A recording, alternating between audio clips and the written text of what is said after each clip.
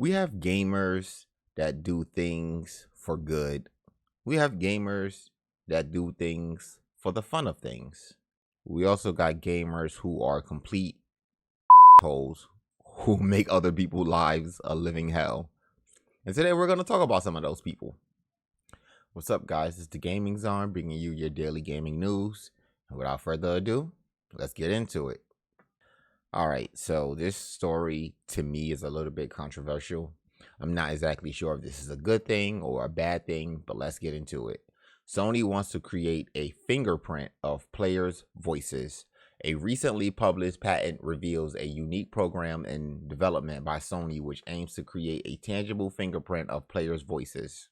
Before we move too far forward, we all know what fingerprints are for. Fingerprints are used for identification. There's usually a unique fingerprint for every person. I don't think there's one fingerprint that's the same. A fingerprint is just like a snowflake. They're all different. Why does Sony need this? I thought the whole point of separating people was to use like gamer tags or, your PlayStation ID. Isn't that how we could find each other separately, independently? But I don't know. I guess I should finish reading to see what else they're talking about, right? According to a recently published patent, Sony is working on a program that would record in-game and voice chat audio and then convert those sounds into haptic feedback vibrations to be felt on a controller. A number of recent patents from Sony have focused on enhancements to the PlayStation controller's haptic feedback capabilities. And this latest filing has once again showcased the company's efforts to expand the use of haptic features. One of the biggest names in gaming, Sony, is synonymous with the PlayStation series of consoles, though the company also specializes in PC hardware and other game accessories such as headsets. Over the years, Sony has developed a groundbreaking technological advancement across multiple industries, and the company's recent voice fingerprint patent may once again provide a leap forward in video game experiences. First registered in 2022 and published April 18, 2024, Sony has filed a patent for users' voice haptic feedback API that will record the voices of in-game characters and players and then convert the audio into haptic controller vibrations. The aim of the software is to provide a more engaging gaming experience in which players can relive their verbal emotions in the form of tangible sounds.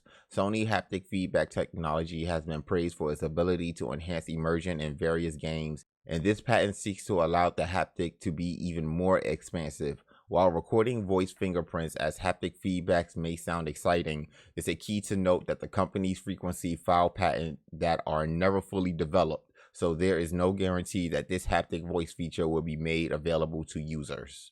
I'm guessing this is the picture. I really don't know what the I'm looking at while I'm looking at this. As detailed in the Sony patent, the user voice haptic feedback API would be capable of recording audio from in-game characters as well as from players' microphones. The audio would be recorded in real time and saved for later conversion to haptic feedback. For example, a user playing a horror video game may scream while a certain character or enemy appears on the screen. This software would then record that scream and replay it to the user in the form of a controller vibration the next time that enemy is encountered. In doing so, players would be able to have their own emotions and reactions converted into enhancing gaming experiences. Whether the voice fingerprint software or any of the other Sony technological patents will be fully developed remains to be seen.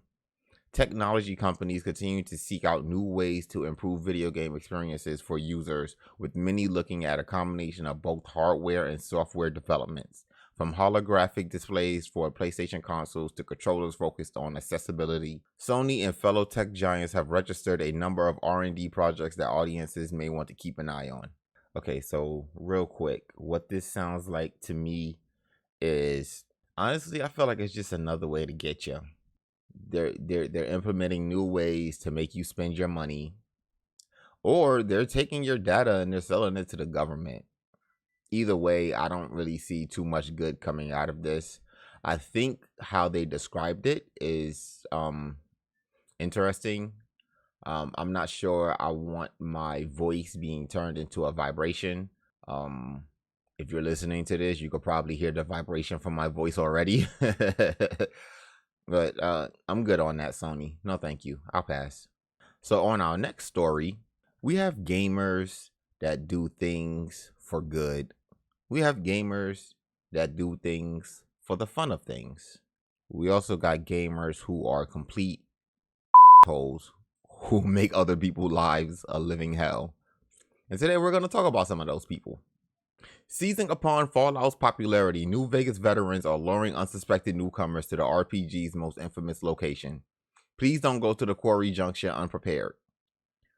Warning, spoiler alerts coming for this game. If you haven't played the game, if you don't know what Fallout or anything is about, please skip past this article. Fallout New Vegas veterans are taking advantage of the RPG's revived popularity by baiting newcomers to their death in the infamous Quarry Junction.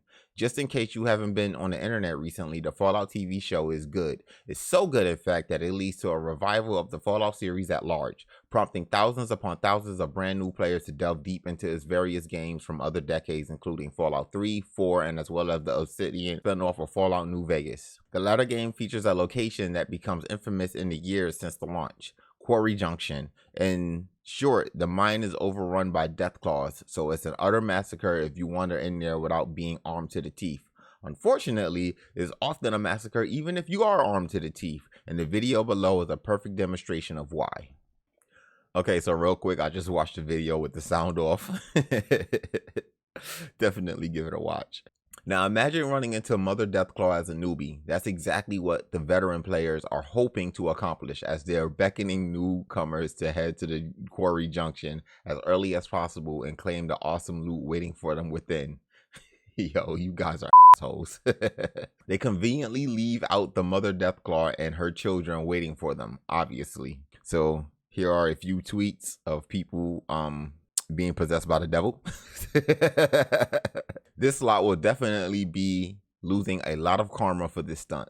I can only hope people genuinely do head to the Quarry Junction to discover the nightmarish location for themselves without having the entire Mother Deathclaw reveal spoiled for them. It's one of the greatest jump scares throughout the series, which is pretty hard to do out in the vast open world. I'm not gonna lie, there's been plenty of games where I baited people into going places. I feel like that's just a gamer thing to do. You know, you know what's around that corner, but hey, go around that corner. I want to see how you react to going around that corner. I find this hilarious, and as long as people are having fun, who am I to be upset?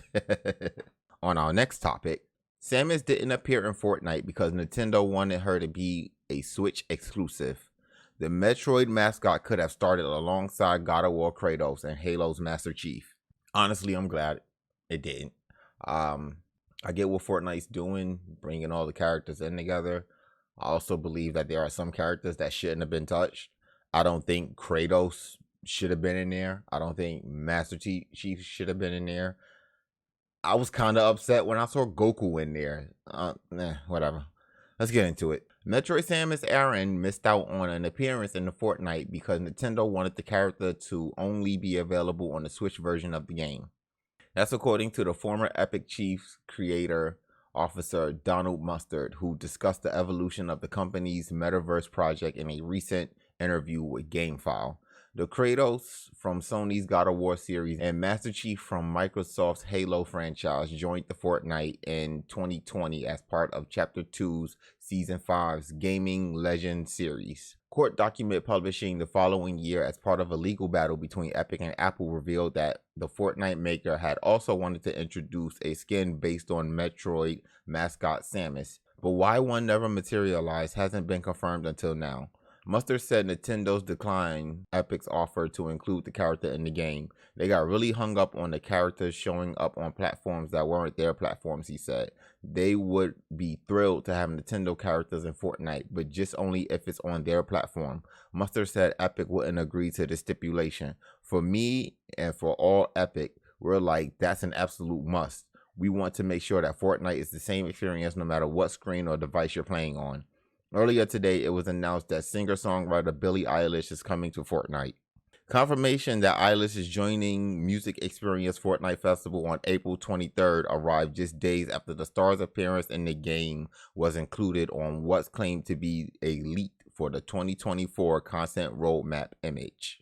If genuine, post-apocalyptic Mad Max and Marvel's seasons of Fortnite Battle Royale could be on the way, ahead of the launch of another OG season in Chapter 6 in fourth quarter of the year. Alongside Eilish, Metallica, and Snoop Dogg could also be upcoming Fortnite Festival featured artists, the roadmap suggested. Okay, I got the story a little wrong. So apparently Nintendo only wanted Samus to be on Fortnite if Samus was on the Switch version of Fortnite. I thought Nintendo was like, no, you can't have Samus at all, which I would have been more happy with. But I mean, to be honest, if Fortnite offers you a bag for their character, most people take the bag, especially because of the bag that Fortnite is getting. Yo, Fortnite is making a lot of parents broke. I'm happy Nintendo is standing ground. I'm happy Nintendo is like, you want our character, you got to play by our rules because it's our character. And to be honest, like, no hate or anything like that. I hope Samus never goes to Fortnite. So on our final topic for the day, we're going to stay in the realm of Fortnite, but this one is a little bit more jokey. At least for me it is. I find it hilarious. Fortnite will let players hide mean emotes. That means for all you little out there, this is for you. Fortnite is rolling out an update on Tuesday that includes a new setting that filters out confrontational emotes. The V29.30 update will let players choose not to see the following emotes: laugh it up, take the L, whip crack, make it plantain. The 4 emotes won't exactly be hidden per se. They'll appear as still images in the game, but players performing them won't dance and they won't play the music. Players can opt out to see these emotes from friends or hide them all together. Though Fortnite has hundreds of different emotes, this group of 4 are controversial because of how and when players will use them. Fortnite players often play emotes like laugh it up and take the L after killing another player or winning a match. Players over the years have complained that the emote use has gotten toxic and overly aggressive in the game, with a few players using them to anger players or a sign as disrespect. Yo, this is so dumb.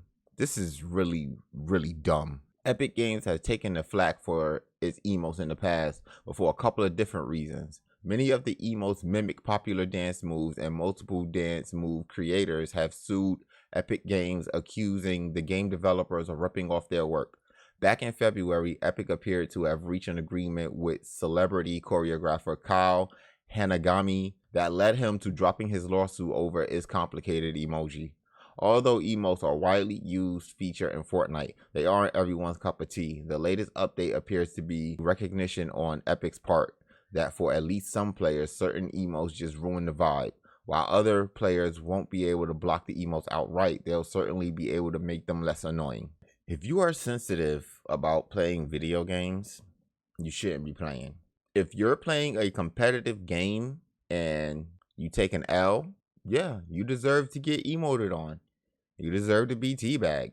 People make fun of you. You're on the internet. You're playing a game. People do these things for fun, right?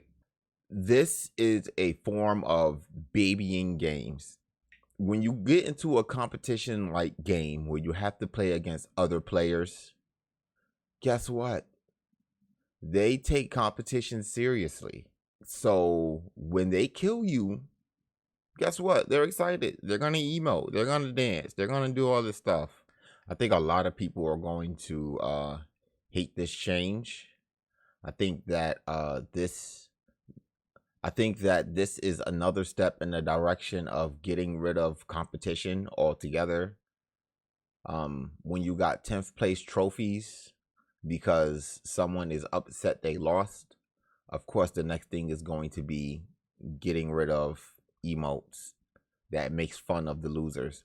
Like even in football, like I remember back in the day when they would score a football, they would taunt. You know, they would do the little dance or whatever and taunt. Now, even in football, you can't do it. Please, let's keep competition around. Keep fun. Keep entertaining things around. Like because the direction that things are going now, gaming won't be fun anymore. And that's all I have for today. Guys, thank you. I appreciate y'all. If you made it this far, please like, share, comment, and subscribe. If you made it this far and you didn't like anything you heard, please like, share, comment, and subscribe. I am the Gaming Zon, and I will talk to you guys tomorrow. Peace.